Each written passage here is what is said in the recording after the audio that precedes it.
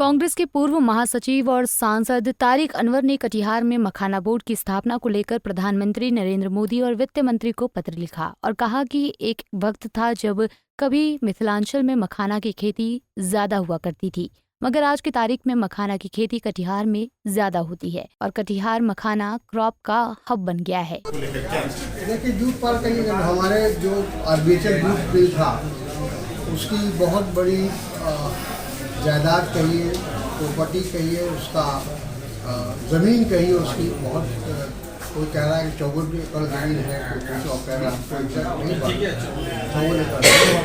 54 एकड़ ज़मीन ऐसी पड़ा हुआ है। पिछले 10 साल से उस ज़मीन का कोई उपयोग नहीं कर रहा है, केंद्र सरकार की तरफ से कोई प्रपोजल नहीं आया। तो मैंने जो टेक्सटाइल मिनिस्टर है गिरिराज जी, उनसे हमने 2-3 बार संबंध में बातचीत किया है। हमने कहा कि आप आर्बिट्रेट जूट मिल को रिवाइव नहीं कर सकते, दिक्कत है आपको, तो आप उससे जगह को एक जूट पार्क बना दीजिए। उन्हें जूट पार्क का क्या कंसेप्ट है उनको भी हमने समझाया है कि जूट पार्क का कंसेप्ट है जूट पर आधारित उद्योग लगाया जाए, छोटे उद्योग लगाए जाए, मझोले उद्योग लगाए जाए, और वो ज़मीन जो 54 एकड़ ज़मीन है उसका सही वालों से सदुपयोग हो सके और उससे लोगों को रोज़गार भी मिलेगा और यहाँ के किसानों को भी उसका लाभ मिलेगा अगर जूट खरीद के उसको उपयोग में लाया जाएगा। इस दौरान तारिक अनवर ने कहा कि केंद्र सरकार से मखाना बोर्ड की स्थापना की मांग की और कहा कि कटिहार मखाना बोर्ड की स्थापना के लिए सबसे उपयुक्त जगह है, क्योंकि कटिहार में धान, गेहूं जैसे पारंपरिक खेती की अपेक्षा मखाना की खेती सबसे ज्यादा होती है। तो लोगों ने धीरे धीरे जूट की खेती करना बंद कर दिया है हमारे किसान, क्योंकि उसका उपयोग नहीं हो रहा, तो वो खरीदने वाला नहीं है।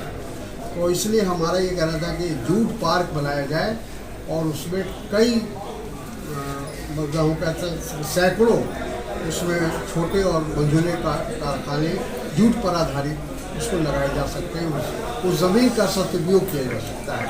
मंत्री जी क्या आश्वासन मिला सर? मंत्री जी ने कहा कि हम इसको दिखाते हैं और अपने विभाग से और उस पर हम कार्रवाई करेंगे। उन्होंने पॉजिटिव उनकी तरफ से आश्वासन था कि नहीं, हम चाहते हैं कि उसका उपयोग हो, उस ज़मीन का उपयोग हो और कटिहार और सीमांचल में जो जूट की पैदावार है और जो जूट के किसान हैं उनको भी लाभ मिले। ये उन्होंने हमसे आश्वस्त किया, करने दिया उन्होंने। वर्तमान समय में सीमांचल मखाना खेती का हब है और इसी के मद्देनजर सरकार ने इससे पहले पूर्णिया के भोला पासवान शास्त्री कृषि कॉलेज में मखाना अनुसंधान केंद्र की स्थापना की है। अब बारी कटिहार की है। कटिहार से रजनीश कुमार की रिपोर्ट। हमसे जुड़े रहने के लिए हमारे YouTube चैनल को सब्सक्राइब करें और नई वीडियो की नोटिफिकेशन के लिए बेल आइकॉन को दबाएं।